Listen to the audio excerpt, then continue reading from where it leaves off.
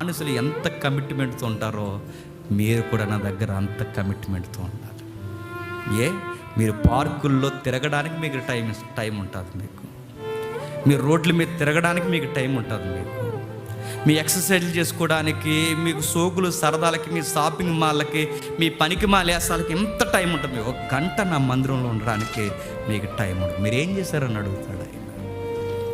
ఉద్యోగాలకు టైం ఇస్తారు, భోజనాలకు టైం ఇస్తారు, రెస్టారెంట్లకు టైం ఇస్తారు, ఫ్యామిలీతో వెళ్ళిపోవడానికి టైం ఇస్తారు, ఎన్నిటికి టైం ఇస్తారు, బీచ్లకు టైం ఇస్తారు, ప్రతిదానికి టైం ఇస్తారు. నా దగ్గర ఒక గంట గడపడానికి మీరేదో పెద్ద ఎరగదీసిన ఫీలింగ్ మీరు ఎందుకు ఇస్తున్నారని అడుగుతాడు.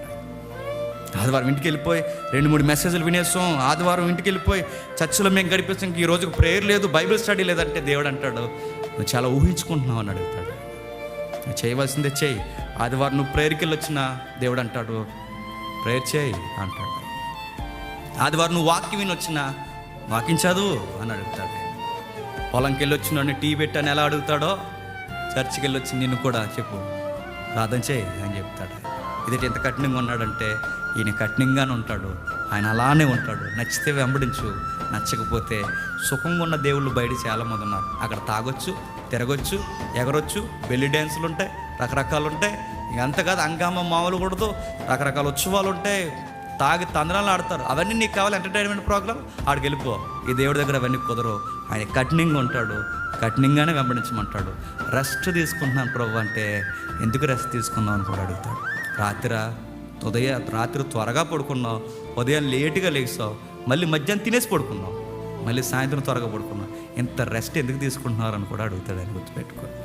మధ్యాహ్నం పడుకోవాలంటే నేను మళ్ళీ చెప్తున్నానండి, మధ్యాహ్నం నిద్రపోవాలి అంటే నీకు ఏం హక్కు ఉందని నిద్రపోయావు అని కూడా దేవుడు అడుగుతాడు. గుర్తుపెట్టుకో. ఏం చేస్తావు, ఎందుకు నీకు రెస్ట్ దేనికి? రాత్రి త్వరగా నిద్రపోయావుగా, లేటుగానే లేచావుగా, మధ్యాహ్నం మళ్ళీ ఏమి ఎరగదీసాను పడుకుంటున్నావు నువ్వు? అంతా రెస్టే. ఇన్ని రెస్టులు తీసుకుని ఆదివారం ప్రార్థనకు వచ్చి అలాంటి అమాయకుడితో ఒకటితో ప్రార్థన చేయించేసుకుంటారు. కష్టాలు వచ్చేసి నీ ప్రార్థన చేయండి. కష్టాలు వచ్చేస్తే మరి ఇబ్బందులు వచ్చేస్తే మరి ప్రార్థన చేయండి. ఆయనకి దగ్గరగా ఉండండి, అన్నీ బాగుంటాయి. ఆయనతో కలిసి ఉండండి, ఎనర్జీ బాగుంటుంది, ఫైనాన్స్ బాగుంటుంది, అన్నీ బాగుంటాయి. ఆయనతో ఎంత కమిట్ అయి ఉంటే అంత మన లైఫ్ స్టైల్ బ్యూటిఫుల్గా కొనసాగుతుంది. ఇదే సీక్రెట్. దేవుడు మిమ్మల్ని దీవించును గాక.